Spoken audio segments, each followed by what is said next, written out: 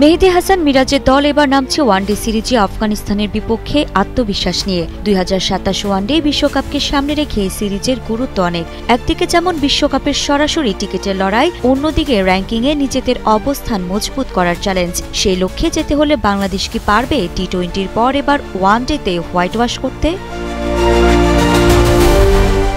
বর্তমানে ৭৭ rating point নিয়ে ১০ নম্বরে আছে বাংলাদেশ, আর ৮০ পয়েন্ট নিয়ে ৯ নম্বরে ক্যারিবীয়রা। আফগানিস্তান বর্তমানে র্যাঙ্কিংয়ে ৭ নম্বরে। তুলনামূলকভাবে তারা স্বস্তিতে রয়েছেন, কিন্তু বাংলাদেশের লক্ষ্য স্পষ্ট, এই সিরিজ থেকে ন্যূনতম ৫ রেটিং পয়েন্ট নিয়ে ওয়েস্ট ইন্ডিজকে পেছনে ফেলতে হবে। এই সিরিজে বাংলাদেশ ৩-০ ব্যবধানে জয়ী হলে ৫ পয়েন্ট যোগ হয়ে রেটিং হবে ৮২, তখন বাংলাদেশ থাকবে ৮ নম্বরে। আর যদি ২-১ ব্যবধানে জয়ী হয়, মিলবে মাত্র ২ পয়েন্ট, রেটিং দাঁড়াবে ৭৯, তখনও থাকতে হবে ১০ নম্বরে।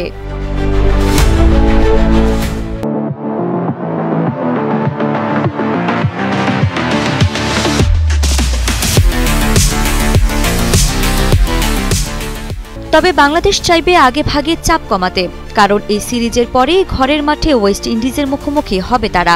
তাই আফগানদের বিপক্ষে শুরুটা দারুণ করতে পারলে সেই সিরিজে টাইগারদের আত্মবিশ্বাস থাকবে প্রবল। পরিসংখ্যান বলছে ওয়ানডেতে দুই দলের ১৯ লড়াইয়ে মিরাজরা জিতেছে ১১টিতে, আফগানরা জিতেছে ৮টিতে।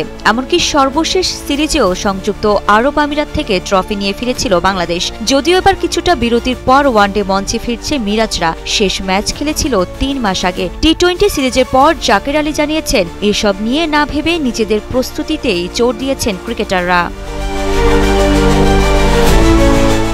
আফগানিস্তানের বিপক্ষে এই সিরিজ শুধু জয় পরাজয় নয়, বরং বিশ্বকাপের পথে নিজেদের অবস্থান মজবুত করার লড়াই। আত্মবিশ্বাস নিয়ে মিরাজরাও প্রস্তুত চ্যালেঞ্জ গ্রহণের জন্য। আশা করা যায় টি-20-তে দুর্দান্ত পারফরমেন্সের পর ব্যাটে বলে সে ছন্দ ধরে রাখতে পারবে বাংলাদেশ। আরিফা জাহান পিনন, কালের কণ্ঠ।